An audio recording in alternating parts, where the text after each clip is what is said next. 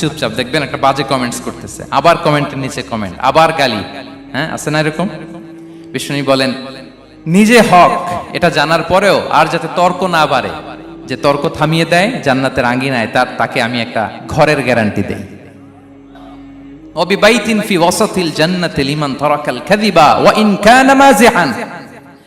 আর ওই ব্যক্তিকে আমি জান্নাতের মাঝখানে একটা ঘরের গ্যারান্টি দেই, যে ব্যক্তি কৌতুক করার সময়ও মিথ্যা পরিহার করে। করতেছে কৌতুক, ফান করতেছে আর কি, হি ইজ কিডিং, ফান করে, কৌতুক করে, কিন্তু কৌতুকের সময় সে মিথ্যা বলে না। এই স্বভাব যাদের, তাদেরকে আমি জান্নাতের মাঝ বরাবর একটা ঘরের গ্যারান্টি দেই। এরপর বিষ্ণু কি বলে দেখেন, তিনি বলেন ওয়াবিবাইতিন ফি আ'লাল জান্নাতি লিমান হাসানা খুলুকাহু। আর জান্নাতের একেবারে হাইস্ট পিক অফ প্যারাডাইস, জান্নাতের সর্বোচ্চ স্তরে আমি একটা ঘর বা একটা বাসভবনের গ্যারান্টি ওই ব্যক্তিকে দেই যে তার আচরণটা সুন্দর করেছে, যে সুন্দর আচরণের অধিকারী হয়েছে, তাকে জান্নাতের হাইস্ট পিকে আমি একটা বাসভবনের গ্যারান্টি দেই। তাহলে বলেন তো, আমাদের আচরণটা সুন্দর করার দরকার আছে না নাই? এটা খুব ছোটখাটো একটা আমল, তাই না?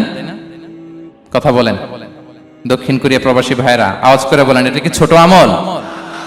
দেখলে সালাম দিব, সুন্দরভাবে কথা বলবো, ভালো উইশ করব, হ্যাঁ, হিংসা জিঘাংসা অহংকার থেকে মুক্ত থাকবো, খিটখিটে মেজাজের হব না, অলওয়েজ স্মাইলিং ফেস থাকবে আমার, হৃদ্যতাপূর্ণ আচরণ। এই কাজটা কি ছোট আমল? আওয়াজ করে বলেন, এই আমলটা কি ছোট না বড়? প্রিয় ভাইরা, বিষ্ণু ইসা ইসলাম সবার সাথে এরকম মাধুর্যতাপূর্ণ আচরণ করতেন।